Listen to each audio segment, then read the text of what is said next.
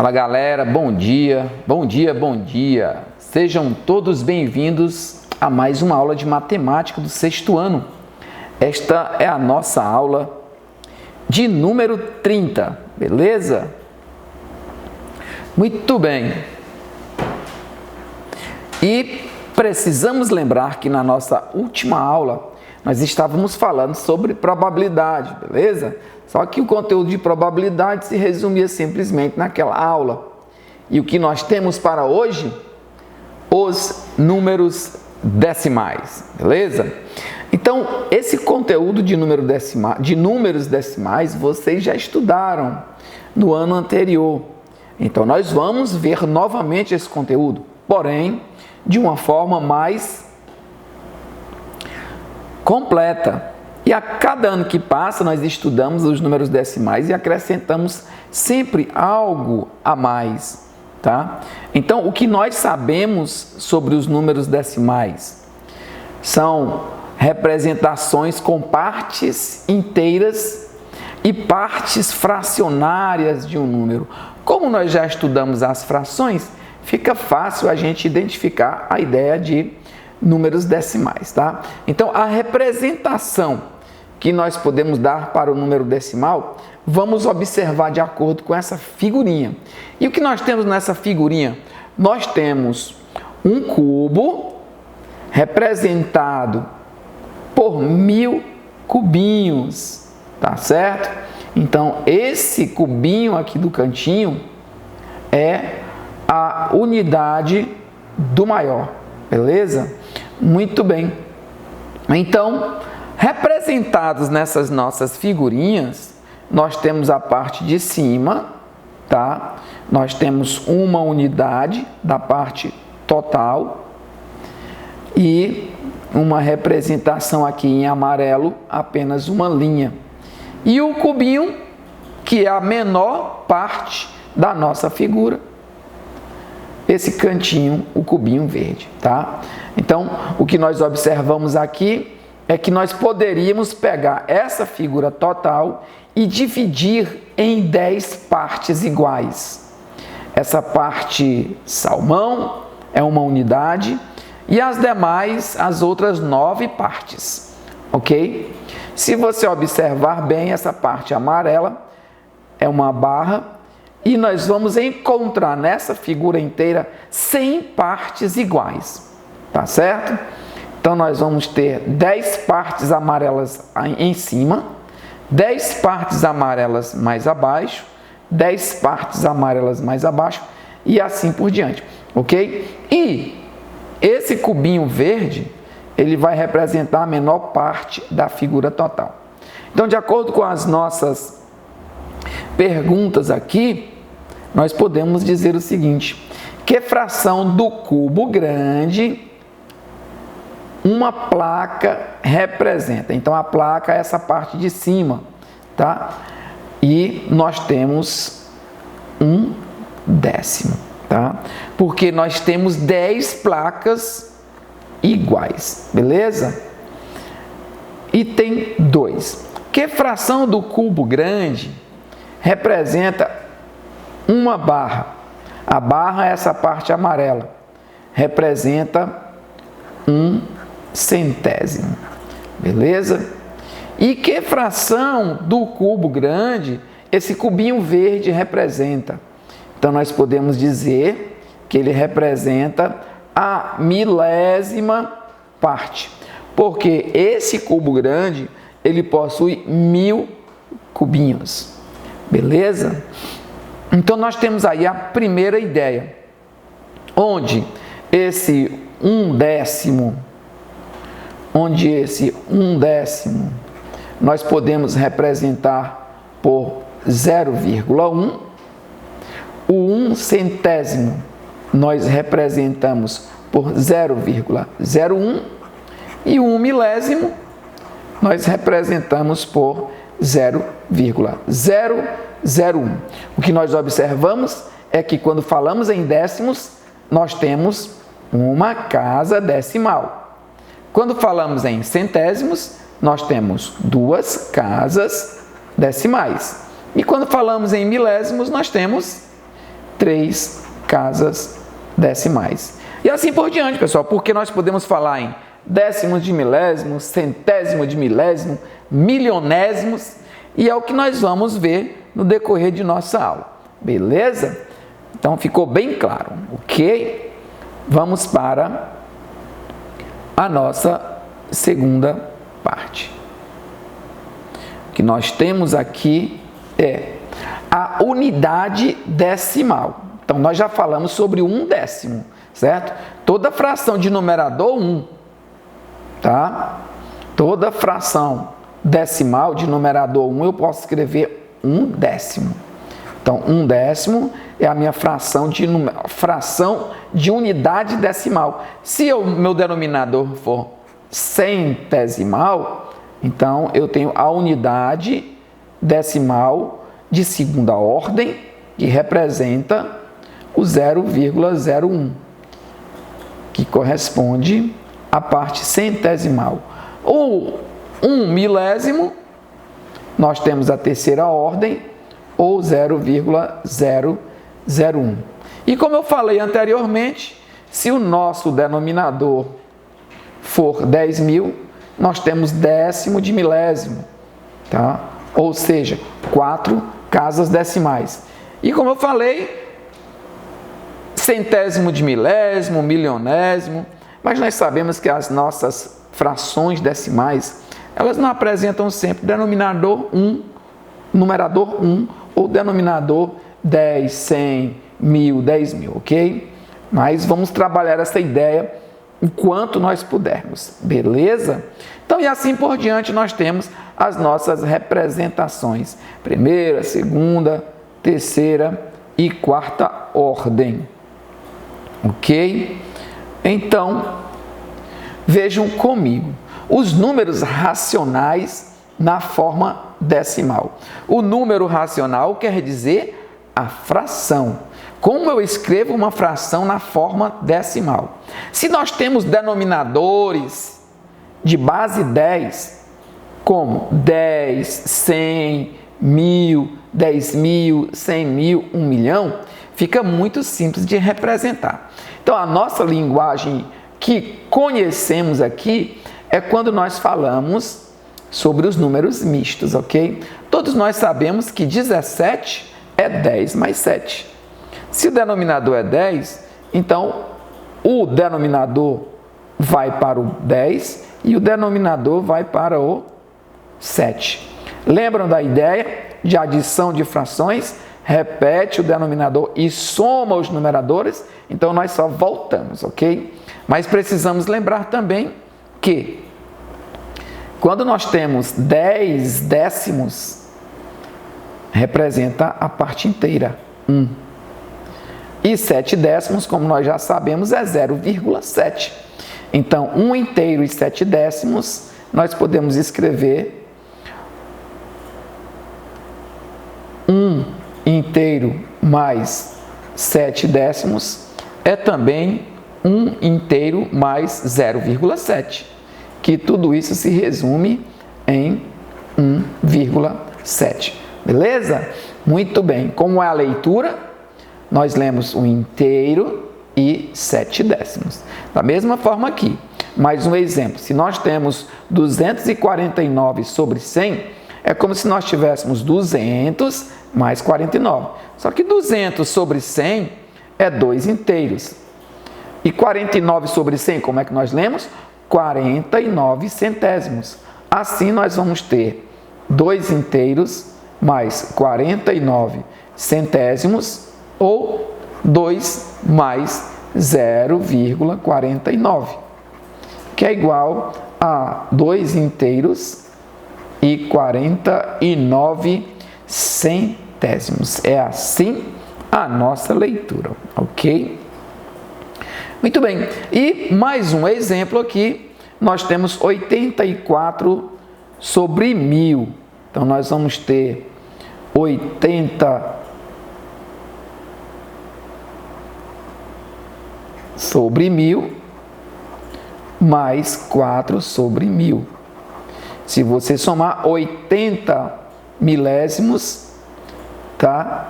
mais 4 milésimos dá 84 milésimos, ou seja, 0,084. Como é que nós lemos? Nós lemos simplesmente 8 centésimos e 4 milésimos, ou simplesmente 84 milésimos. Professor, por que você falou 8 centésimos? Bem simples. 80 sobre 1000, nós representamos, cancelando aqui um zero, 8 sobre 100. E 8 sobre 100 é o quê? 8 centésimos, ou 0,08, ok? Vamos fazer aqui 0,08, ok? Então 0,08 mais 0,004 dá 0,084, ok? Agora, nós podemos colocar esses números num quadro de ordens, ok? O quadro de ordens vai nos permitir um posicionamento mais claro para esses números. Então eu pergunto para vocês, o número 0,084 tem parte inteira? Não tem. Se não tem parte inteira, então a parte de unidades ela é nula, ela é zero, ok? Então, se ela é nula, nós vamos ter zero. A parte decimal também não tem, é zero. Nós vamos ter aqui 8 centésimos e 4 milésimos. Então, nós temos aqui, a unidade não tem, décimos, centésimos e milésimos, e nós fechamos a nossa representação. A vantagem de uma tabela como essa é que fica muito simples de você identificar quem é décimo, quem é centésimo, quem é milésimo e quem é a unidade, ok? Muito bem. E, como nós já vimos anteriormente, uma representação fracionária pode ser apresentada na forma decimal e na forma de número misto. Já foi feito na página anterior. 17 décimos é também 1 inteiro e 7 décimos, onde o 1 é a parte inteira e o 7 é a parte decimal. Porém, eu posso escrever esses 7 décimos na forma fracionária. 7 décimos, ok? O 249 centésimos da mesma forma. Já vimos que são 2 partes inteiras e 49, e a parte decimal, no caso aqui, é um número centesimal. Então, nós temos 2 inteiros e 49 centésimos. Nós podemos representar na forma de fração, na forma decimal e na forma de número misto. O 84 milésimos da mesma forma. Então, a parte da representação fracionária, nós temos aqui a representação decimal, que não possui parte inteira. Então, se ela não possui parte inteira, ela não vai ser apresentada na forma de número misto, ok?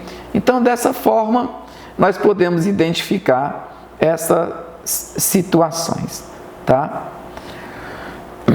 Como eu já falei anteriormente, quando o denominador é 10, tá?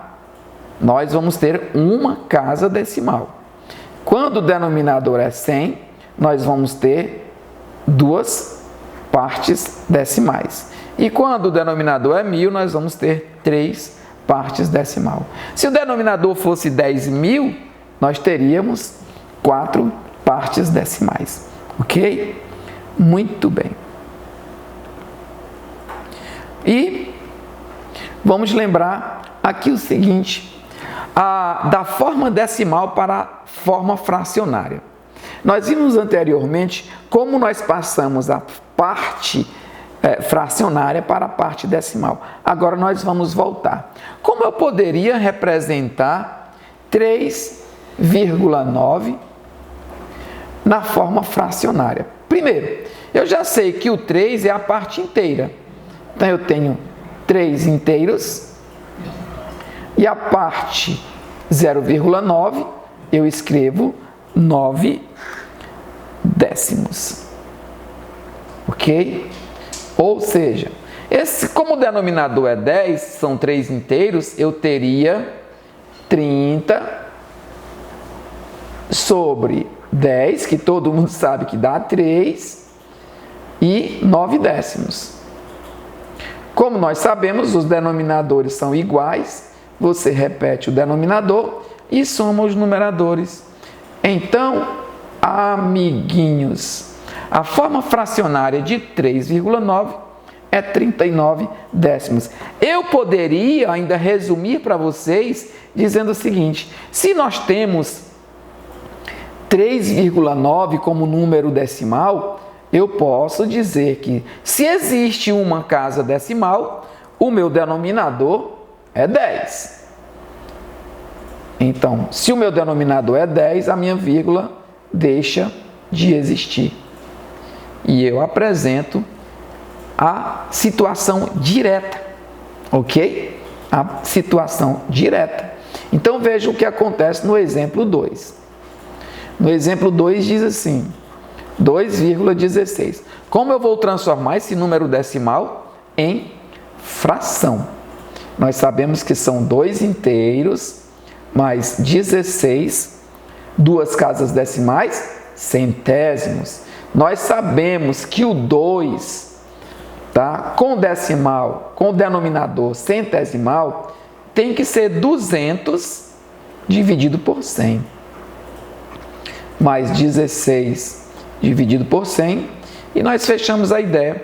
Como os denominadores são iguais, repete e soma os numeradores. 200 mais 16, 216 centésimos. E eu poderia simplesmente pegar 2,16 e usar aquele argumento anterior. 2 casas decimais sobre 100. Apaga a vírgula e fica 216. Fica então a critério de vocês usar o primeiro procedimento ou o segundo. Eu sempre acho o segundo muito mais prático, beleza? Agora, nesse terceiro exemplo, eu quero transformar 0,025 em fração. Eu não tenho parte inteira, eu só tenho o 25. Com quantas casas decimais após a vírgula? 3 casas decimais. E 3 casas decimais são quantos zeros? 3 zeros, então é sobre 1000. Eu posso deixar essa fração assim, professor? Posso, mas eu posso simplificar.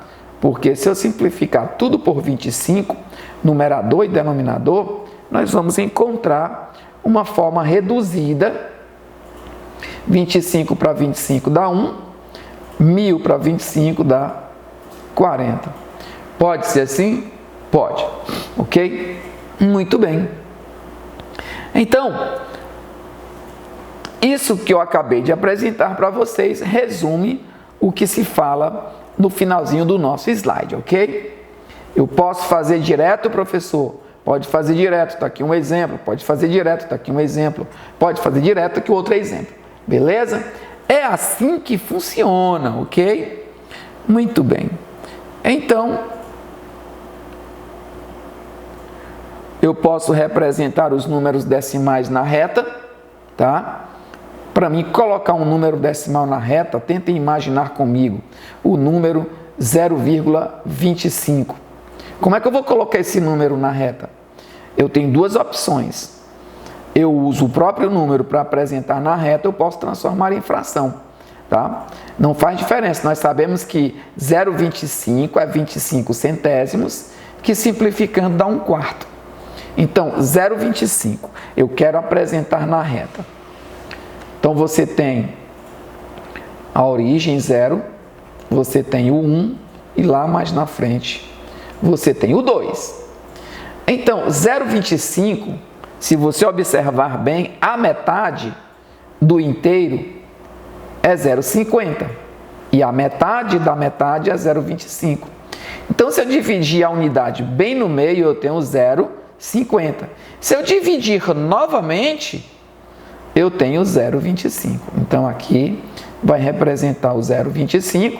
E ao mesmo tempo, se você observar bem, 1/4 é a quarta parte, ó. Então vale essas duas situações. Eu tenho um número fracionário, ou apenas a parte fracionária do inteiro, apenas a quarta parte do inteiro, ok? E assim eu represento tanto na forma decimal como na forma fracionária, beleza? Então, nós podemos representar dessa forma, numa reta numérica, o número decimal 0,25, ok? Muito bem, pessoal. Então, quanto à representação de um número decimal, por hoje é só, ok? Vamos encerrar agradecendo a essa audiência maravilhosa e nos vemos e até a próxima, beleza? Tchau!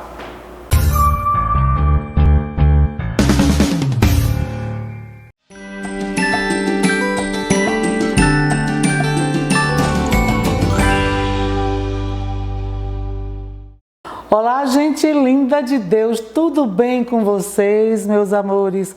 A professora Vera chegando aqui para a nossa última viagem pela língua portuguesa. Quero dizer para vocês que foi um imenso prazer, uma grande alegria estar partilhando conhecimentos com vocês, tá bom?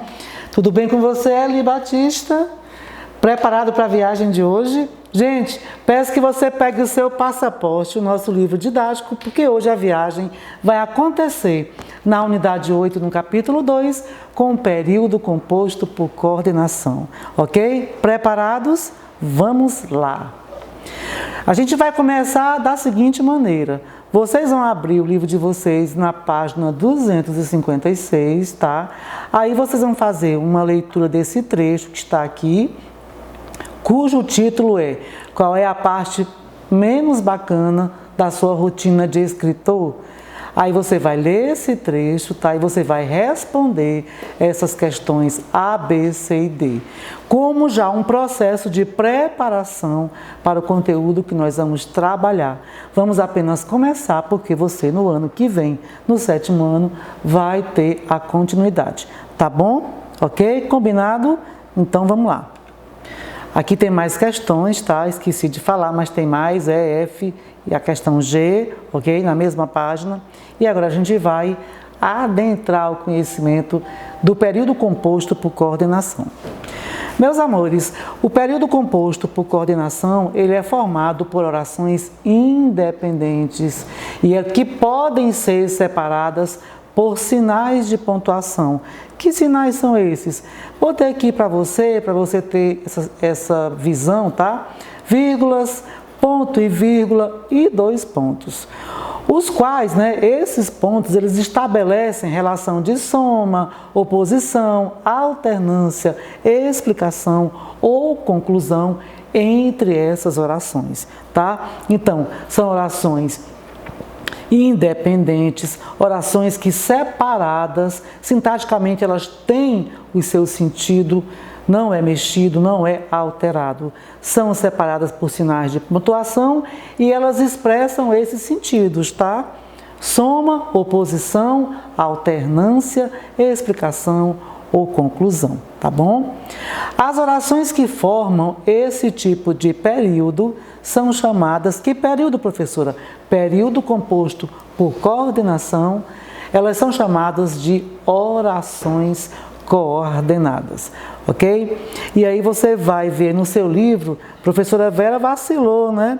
Não disse aí para vocês qual é a página, mas eu acho que é a página 256, a gente verifica nesse momento aqui para vocês, mas eu acho que é a página 256, isso, página 256, nesse esquema, nós temos aqui, ó, período simples. Por que ele é simples? Nós já vimos isso, porque ele é formado apenas por uma oração. E eu sei que é apenas uma oração pela presença de um único verbo, ok? Temos como exemplo, eu não me dou bem com fotografias. Bom, ultimamente eu ando me dando bem, né? Principalmente depois do projeto Minha Escola na TV, ok? Percebam aí que temos apenas um único verbo, o verbo dar, né? Aqui flexionado como dou, ok? Ao lado nós temos o período composto. Estamos falando do período composto por coordenação, mas entendamos, recordemos aqui o período composto. Se o simples é formado por apenas uma oração, o período composto é formado por duas ou mais orações, ok? Nós temos aqui, eu não trabalho com a minha imagem, trabalho com imagens escritas, ok? Embora seja um único verbo, mas ele aparece duas vezes nesse período, que é o verbo trabalhar. Portanto, se tem dois verbos, tem duas orações, consequentemente, estamos falando do período composto, tá bom? Para a gente internalizar aqui com o Armandinho, tá? Veja só, claro que é minha mãe de verdade, ela cuida de mim, me ama, me ensina, me educa. Se eu cresci na barriga dela ou não, para mim não tem a menor importância. Bom, você vê aqui o Armandinho usando uma sequência de verbos, né? Então você vai percebendo aí e identificando onde tem período composto, período simples ou período composto. Abaixo dessa tirinha aqui do Armandinho, na página 257, nós temos também alternativas para você responder. Tudo, né, todas relacionadas ao que nós estamos estudando hoje, que é o período composto por coordenação, tá bom? Você vai respondendo, tentando responder agora. Se não conseguir, espere até o final de nosso encontro, aí você tenta novamente. Eu tenho certeza que você vai conseguir responder, tá bom? Temos mais aqui atividades. Eu vou indicar para vocês no final da aula, mas é importante você já ir tomando conhecimento, tendo a visão. Por que eu fiz questão de colocar? Para mostrar para vocês a importância que tem vocês aliarem a teoria com a prática. Assistindo a aula, ouvindo as explicações e já exercitando a partir dos exercícios, ok? Então aqui tem um trecho game real, vocês vão ler e em seguida vão responder com certeza questões relacionadas ao período composto por coordenação, tá? Página 257. Vamos agora para as relações de sentido entre as orações coordenadas. Já falamos lá, né? Lembram, né? Oposição, adição. Agora a gente vai nos aprofundarmos um pouco mais, tá? Meus amores, as orações coordenadas, elas são conectadas por meio de sinais de pontuação ou por palavras ou expressões de ligação, tá? Os sinais você já viu, né? As vírgulas, ponto e vírgula, dois pontos. De acordo com a construção do período composto, são estabelecidas diferentes relações de sentidos entre as orações. E agora nós vamos ver essas relações de sentido a partir de orações que estão no nosso livro, ok? Página 257, observem aí. Ele foi à feira com os avós, tá? Provei todos os doces. Hoje as crianças brincaram no parque. Chegamos cedo no cinema. Observe uma coisa. Você aqui desse lado, você tem orações, tá? Que do outro lado você vai conectar. Você vai estabelecer relações de sentido. Então vamos tentar aqui só essa, tá? Ele foi à feira com os avós. Nós temos aqui, estudaram em casa e foram dormir. A gente já vê que não tem nenhuma relação de sentido, né, estabelecido com a oração. Vamos aqui, conseguiremos os ingressos para o filme? O que vocês acham? Claro que não. Não gostei de nenhum, ok? E faltava verduras para o almoço. Vamos lá então. Ele foi à feira com os avós. E aí, o que vocês acham? Vamos pensar? Ele foi à feira com os avós. Qual é a sequência de oração que mantém uma relação com essa primeira? Ele foi à feira com os avós. Gente, se ele foi à feira com os avós, vamos para cá, faltava verduras para o almoço. Por quem vai à feira, se você for pensar aqui desse outro lado, a frase que completa, que estabelece uma relação de sentido, qual foi a causa, a motivação para ele ir à feira com os avós? Faltava verduras para o almoço. Percebam aí que essa oração, ela complementa a primeira, ela estabelece uma relação de sentido. Mas se você for verificar direitinho, você percebe que cada uma delas, separadamente, tem o seu sentido. Elas são independentes, tá bom? Exercite as demais com as que estão ao lado, estabelecendo essa relação. E observando atentamente que ainda que elas se estabeleçam as duas para ocasionar relação uma com a outra, elas são independentes, ok? Bora de leitura? Gente, na página 258, nós temos esse texto.